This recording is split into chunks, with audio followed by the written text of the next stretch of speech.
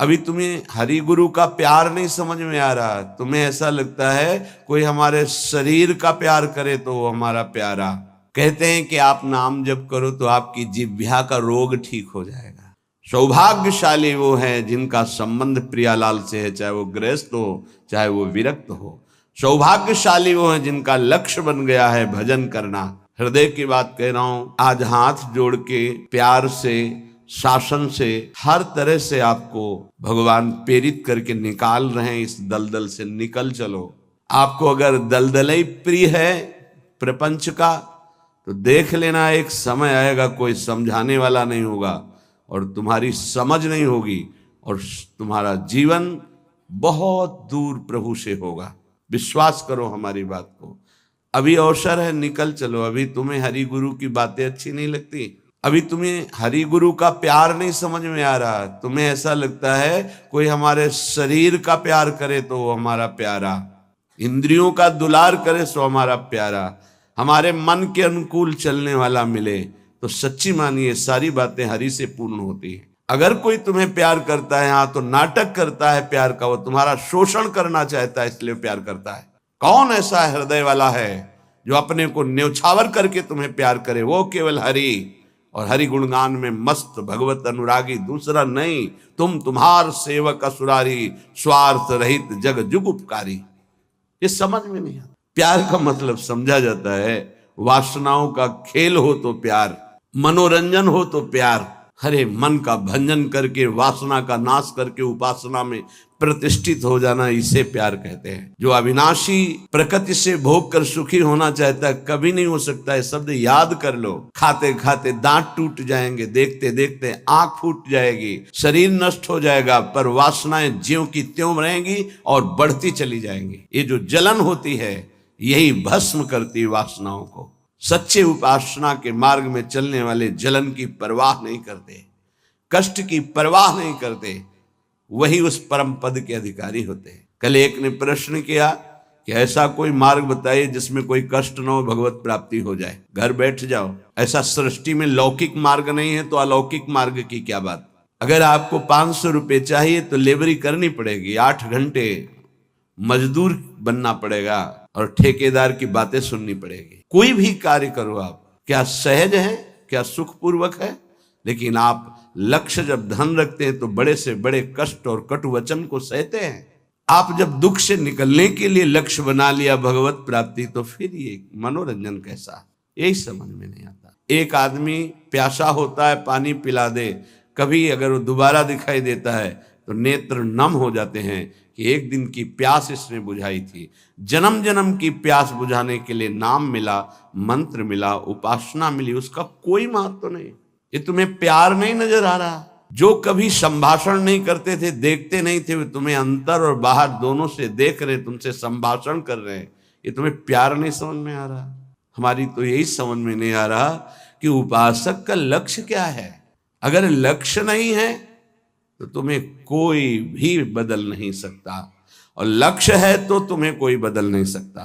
दोनों बातें समझ लो। लक्ष्य नहीं है तो तुम्हें परमार्थी कोई नहीं बना सकता, और लक्ष्य है तो तुमको कोई स्वार्थी नहीं बना सकता। चाहे जितना कुसंग हो जाए, तुम्हारा परिवर्तन नहीं हो सकता, क्योंकि तुम्हारा लक्ष्य है हरि गुरु को प्राप्त करना।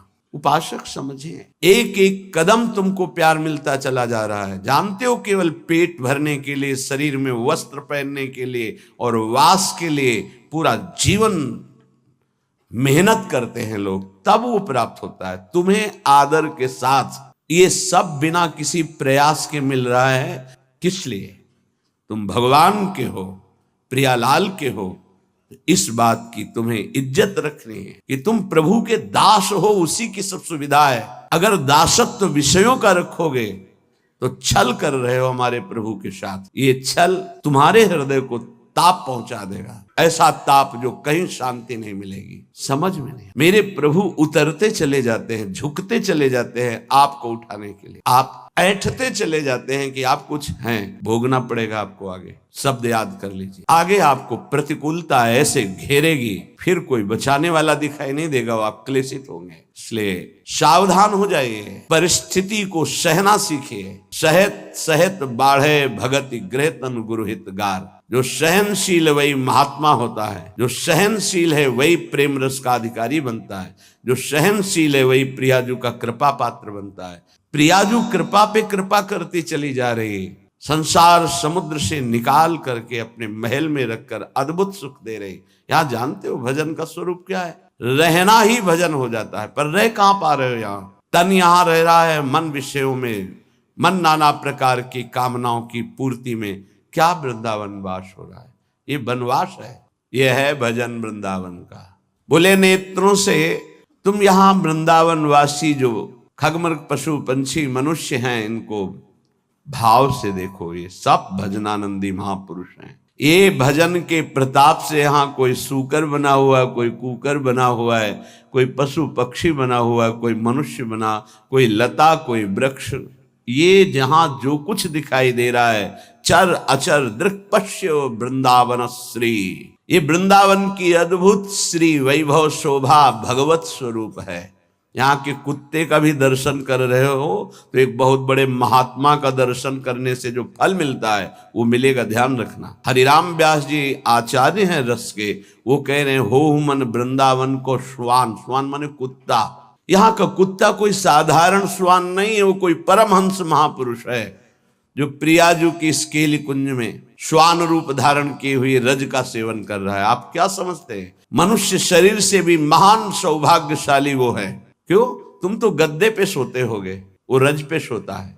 तुम रज के बने हुए पात्र में विरक्त होकर पाते हो कि नहीं, श्री भगवान जाने। लेकिन उसको भोजन ही रज में मिलता है और रजयुक्त भोजन पाता है। उच्छिष्ट संतों का मिलता है तुम्हें कि नहीं, लेकिन उसको जरूर मिलता है क्योंकि प्राय उच्छिष्ट ही डालते हैं। संतों का भंडारा हुआ, दोना पत्तल बाहर फेंक दिए गए, एक एक पत्तल को चाट चाट कर साफ संतों की जूठन पा रहा है। कौन है? महाभागवत है वो।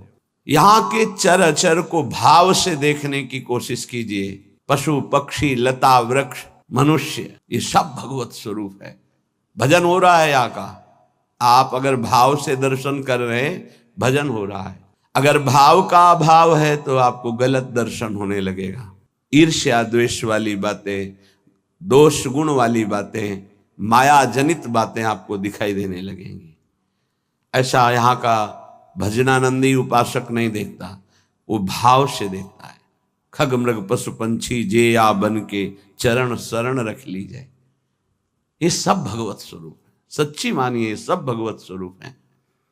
ऐसे वृंदावन में रहो, अपने नेत्रों से जो भी देख रहे हो ये सब बड़े बड़े भजन करने वाले महापुरुष हैं। न जाने कौन सा भजन किस जन्म में बना कि वो इस धाम में आकर के नाली के कीड़ा पशु पक्षी इन रूपों में विराजमान है। श्रीपाद प्रबोधानंद जी कह रहे हैं, बाहर मुझे चतुर्मुख परम वेदों का ज्ञाता ब्रह्मा पद ऐश्वर्य पद नहीं चाहिए, लेकिन वृंदावन में नाली का कीड़ा बना दो मुझे।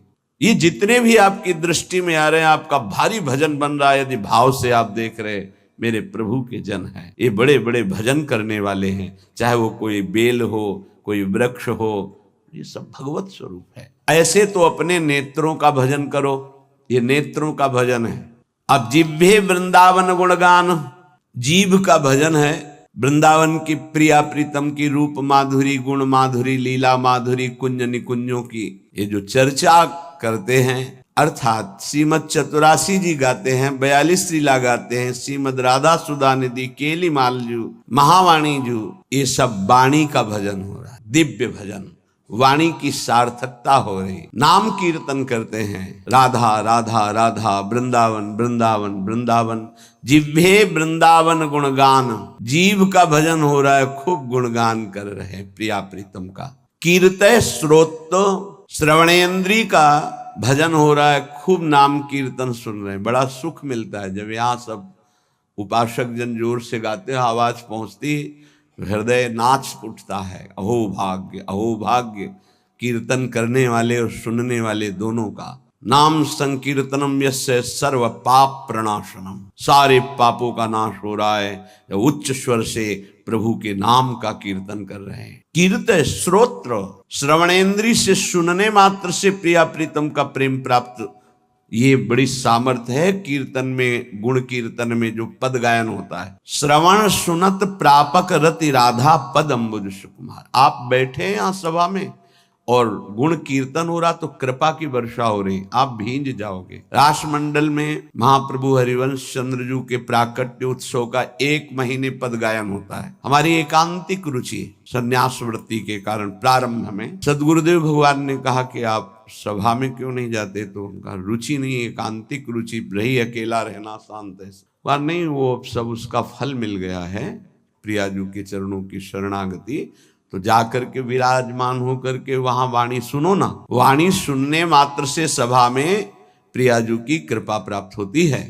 बस फिर आगे प्रश्न नहीं हुआ, गुरुदेव के वचन है। अगर सभा है, ऐसे वाणी गायन हो रहा है, आप बैठे हैं, कुछ समझ में नहीं आ रहा, फिर भी आप निष्पाप हो रहे हैं, प्रियालाल के कृपा पात्र बन रहे हैं, ये बात समझनी चाहिए। कीर्त श्रोत्र गृह्यान वृंदाटव्या भज परिमल घ्राण गात्र त्वमस्मिन् वृंदारण्ये लुट पुलकितम कृष्ण केल स्थलीषु। तुम श्री वृंदावन के पुष्पों की सुगंध जो प्रियालाल के चरणों में समर्पित है। वृंदावन के पुष्प, ये खास बात है, जो हमारी ब्रजभूमि में प्रकट हुए पुष्प हैं, इनकी समानता करोड़ों रुपए का बाहर से पुष्प लाकर अर्पित करो तो मेरे प्रियालाल को उतना सुख नहीं होगा। यहाँ के हर श्रृंगार का, मोगरा का, गुलाब का, कनेर का या किसी भी का पुष्प, ऐसे मौलश्री का बहुत छोटा पुष्प, बड़ा सुगंधित पुष्प, 3 दिन तक वो प्रियालाल की सेवा में अर्पित किया जा सकता है, उसकी ऐसी महिमा है। उसकी माला बना के या 4 पुष्प रख दिए, फिर वो जो घ्राणेन्द्रिय में प्रसादी सूंघा जाता है, जो प्रियालाल के श्रीअंग में इत्र अर्पित किया, वो प्रसादी जो घ्राणेन्द्रिय में, श्री तुलसी जो चरणों में अर्पित की गई, वो घ्राणेन्द्रिय में, हृदय में जाके प्रेम लक्षणा भक्ति प्रकट करती है। गृह्यान वृंदावन भज परिमल घ्राण। वृंदावन, वृंदावन की सुगंधित वस्तुएं बड़ी अनन्यता प्रिया प्रीतम के प्रेम में होती है। पूज्य श्री पंडित रामकृष्ण बाबा जी महाराज बड़े सिद्ध महापुरुष हुए। जैसे आप बाहर से आए हैं और फल अर्पित करें, बाबा स्वीकार नहीं करेंगे, तो उनके पास कोई भी वस्तु लाने के लिए ब्रजवासी का सहयोग होता था। किसी ब्रजवासी को दिया, वो ब्रजवासी जब जाके देगा, बाबा स्वीकार कर लेंगे। कोई भी वस्तु है ब्रजवासी के हाथ से, दंडोत बाबा ये रख दो, हम अमुक जगह से आए बाबा ये भेंट नहीं, हटाइए। ब्रजवासी अगर प्रेम से कुछ भी तो वो स्वीकार करते। एक बहुत धनी मानी आए बाबा की सेवा करनी, बोले बात भी नहीं करना जाके, बहुत वो दैन्य हुए तो बोले अगर सेवा करनी है तो जो अनुगामी शिष्य जन थे उन्होंने कहा कि इन घरों में ब्रजवासियों के बाबा माधुकरी लेने आते हैं, इन घरों में सेवा कर दो, वो बाबा को जब देंगे तो वो स्वीकार कर लेंगे। ये थोड़ी सी वृंदावन की निष्ठा रहनी जिससे हम उस रस को प्राप्त होते हैं। गात्र तमस्मिन वृंदारण्य लुंठ, शरीर का यहाँ पावन होना कैसे होता है, बोले वृंदावन की रज में लोट गया ये लुंठ। तो पुलकितम कृष्ण केलिस्थलेषु, श्रृंगार रस श्री श्यामा श्याम की इस केली भूमि में जो लोट गया, 84 के चक्र से मुक्त हो गया। पहले बहुत ऐसा दर्शन होता था परिक्रमा मार्ग में, रज में, ऊपर के वस्त्र बाहरी जन भी आकर उतार कर लौटते थे, दंडवती करते थे। ये दुर्भाग्य है कि सुविधा हो गई इस रोड की, दुर्भाग्य है। नहीं, जो रज में परिक्रमा करने में, दर्शन में, लौटने में सुख था वो इस रोड से थोड़ी है। पर कलयुग भगवान की लीला ऐसी है कि इतना आधुनिकता बढ़ती जा रही है कि रज रानी को प्राप्त करना दुर्लभ हो गया। अगर रज रानी ले तो वृंदावन की परिक्रमा में कहां से ले, परिक्रमा तो रोड में अब हो रही है और रोड में रज रानी कहां मिलेंगे। वृंदावन का जो शुद्ध भजन है वो इस रज की अनन्यता से जागृत होता है, वो बुद्धि से नहीं जागृत होता। जो रजोपसेवी जन है उनके हृदय में जुगल जोरी का भाव जागृत होता है।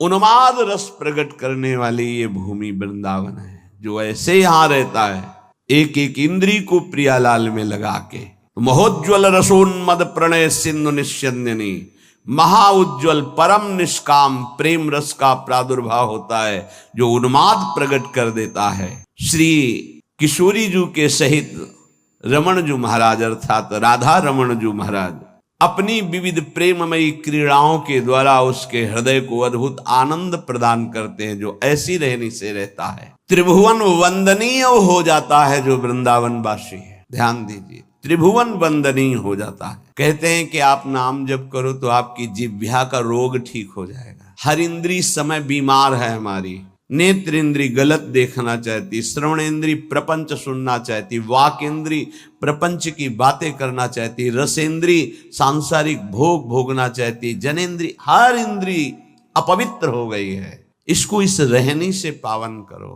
प्रियालाल को अर्पित किए हुए उच्छिष्ट का सेवन करो, प्रसाद का। नाम वाणी का गुणगान करो, नाम वाणी को सुनो, वृंदावन की रज शरीर में लगी रहे तो महाउज्ज्वल प्रेम रस इसी से प्रकट होता है। वो त्रिभुवन वंदनीय हो जाता है। वो राधा रमण जी की महामधुर लीलाओं का रसास्वादन करता है। ऐसे परमानंद में समधिष्ठित परम धाम श्री वृंदावन हमें स्वीकार करे, अर्थात हमें आश्रय और वास देकर रहनी प्रदान करे। ऐसी रहनी से हम रहें। अब तो मेरी एक ही आकांक्षा है। श्रीपाद प्रबोधानंद जी महाराज कहते हैं, जन्मनि जन्मनि वृंदावन भुवि वृंदार केंद्र वंद्यायाम। मैं इस वृंदावन भूमि को प्रणाम करके एक वरदान मांगता हूं कि मैं कभी मुक्त ना हो, बार बार मेरा जन्म हो इसी श्रीधाम वृंदावन। मनुष्य शरीर के लिए नहीं कहते। अपितृण गुल्मक भावे भवतु ममाशा समुल्लासम। मुझे यहाँ का तृण बना दिया जाए, गुल्म बना दिया जाए, वृक्ष बना दिया जाए, क्योंकि मनुष्य बनना तो बड़ी दुर्लभ बात है। मुझे बार बार वृंदावन में जन्म मिले, चाहे घास बना दिया जाए, चाहे जो भी, पर मिले वृंदावन में। क्या पाया वृंदावन से कि कह रहे मुझे मुक्त नहीं होना, मुझे बार बार जन्म मिले पर वृंदावन धाम में जन्म मिले। पाशक, इस कृपा को देखो कि जो बड़े बड़े महापुरुष यहाँ की गुल्मलता औषधि वृक्ष पशु पक्षी बनना चाहते हैं, तुम्हें मानव देह में वृंदावन मिला है। क्या तुम्हें प्रियाजू की कृपा नहीं दिखाई दे रही? क्या तुम इस बात को नहीं समझ पा रहे कि तुम्हारे ऊपर कितनी कृपा है? क्या तुमको इन विषयों में आसक्त पुरुषों पर कृपा नजर आ रही कि सौभाग्यशाली है, इनके पास गाड़ी है, इनके पास भोग सामग्री है, ये सौभाग्यशाली हैं? तुम्हें ऐसा लग रहा है? जरूर तुम्हारी बुद्धि दूषित हो गई है। सौभाग्यशाली वो है जिनका संबंध प्रियालाल से है, चाहे वो गृहस्थ हो चाहे वो विरक्त हो। सौभाग्यशाली वो है जिनका लक्ष्य बन गया है भजन करना, नित्य निरंतर अपने इष्ट के चिंतन में रहना। कैसा दुर्भाग्य है कि हम अपने प्यारे को छोड़कर संसार की कोई वस्तु, व्यक्ति, स्थान का प्यार चाहते हैं। कैसे धिक्कार है बुद्धि को, कैसे समझाएं? अरे बहुत थोड़ा समय है, अभी तो तुम इंद्रियों के भोग विलासिता की चाह कर रहे हो। अभी भयंकर रोग कोई प्रकट होने वाला है, तुम नहीं समझते हो। फिर क्या करोगे? फिर रोग निवृत्ति के लिए रोगे। कर्म कभी डंडा लेके किसी को नहीं मारता, ध्यान रखना। कर्म घटना बनता है, कर्म परिस्थिति बनता है, कर्म भयानक रोग बनता है, कर्म बुद्धि को भ्रष्ट करता है, कर्म डिप्रेशन बनता है, कर्म नाना प्रकार की कुचिंताएं ये बनता है। आप समझो, बुरी दशा आने के पहले बुद्धि बदली जाती है, बुद्धि को भ्रष्ट किया जाता है, बुद्धि को गिराया जाता है।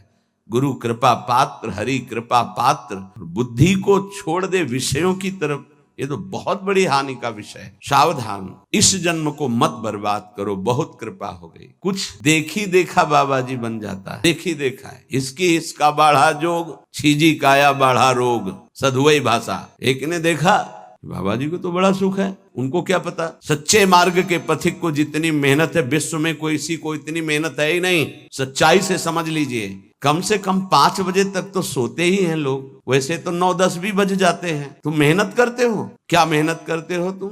बाहरी शरीर की, रात रात भर जग करके, दिन दिन भर जग कर अपने मन को मारकर चिदानंद तत्व में लगा रहे। अरे जिस अनंत ब्रह्मांडों के स्वामी को सोचने की भी तुम्हारी सामर्थ्य नहीं कि वो है, वो निरंतर उनके प्यार और दुलार में अपने आप की हर इच्छाओं को भस्म करके, हर परिस्थिति को सह करके आगे बढ़ रहे हैं। तुम्हें क्या पता? किसी भोग को लक्ष्य रख करके संत वेश होना या परमार्थ में चलना, किसी सुविधा को लेकर या किसी पद को लेकर, पक्का समझ लीजिए आपका हृदय जलेगा, आपका शरीर दुखी हो जाएगा, पक्का। यदि लक्ष्य है कि हर कष्ट सहकर श्यामा श्याम की प्राप्ति करेंगे, तो पक्का समझ लीजिए आपका हृदय शीतल हो जाएगा और आपको कोई भी विपत्ति, कष्ट, रोग स्पर्श नहीं कर पाएगा, आएगा स्पर्श नहीं कर पाएगा। दुख देना तो अलग की बात रही। हरि तज होए विषय अनुरागी, वो अभागी है, आप अभागी नहीं हैं। भगवत मार्ग के पथिक इस बात को समझें कि हमारी इंद्रियां जो भोगों की मांग कर रही हैं, उनका मांग पूरी हो जाना बड़े भाग्य की बात है। नहीं, ये अभागी का लक्षण है। हम मांगे और ना मिले और प्रभु के मार्ग में हमारी उन्नति हो, ये भाग्यशाली का लक्षण है। ये इंद्रियों की विलासता मन के साथ कितना भी आप कर लो, कभी पूरी होने वाली नहीं। जब तक आप अपने देह को स्त्री या पुरुष मानते हैं, इंद्रियों को, मन को अपना मानते हैं, भोगों को सुख मानते हैं, तो आप कुछ नहीं हैं। विश्वास कीजिए, कब तक हरि गुरु तुम्हारी इन इंद्रियों को तृप्त करने के लिए मनमानी खिलौने देते रहेंगे। हर तुम्हारी सोच को काल नष्ट कर देगा। इस सोच को यदि अविनाशी बना लोगे तो तुम अविनाशी हो, तुम अविनाशी परम पद के अधिकारी हो जाओगे। बहुत सावधान। श्रीधाम वृंदावन का आश्रय और वास मिलने पर यदि आपको सौभाग्य नहीं लग रहा, भगवत मार्ग में चलने पर आपकी रुचि नहीं बन रही, आपको संसार प्रिय लग रहा है, तो आप सोच लीजिए कि आपकी दुर्दशा कितनी बड़ी है और आगे क्या होगी। आज समझाने के लिए हरि गुरु तुम्हें प्रयासरत हैं। जब बच्चा खिलौने के लिए हठ ही कर लेता है, नहीं मुझे चाहिए ही, तो वही पैसा खर्च करके पिता खिलौना दे देता है। लेकिन अगर खिलौनों का हठ न करता तो गोद में बैठा लेता। कब तक खेलते रहोगे इन खिलौनों से? ना ये खिलौने रहेंगे, ना खेलने वाला तुम्हारा शरीर रहेगा। इसलिए सावधान। श्रीपाद प्रबोधानंद जी महाराज कह रहे हैं, ये वृंदावन वासी को भजन के लिए कोई प्रयास नहीं करना पड़ता। स्वाभाविक भजन हो रहा है, पर आपकी महत्व बुद्धि नहीं है। महत्व बुद्धि भोगों में है, शरीर में है।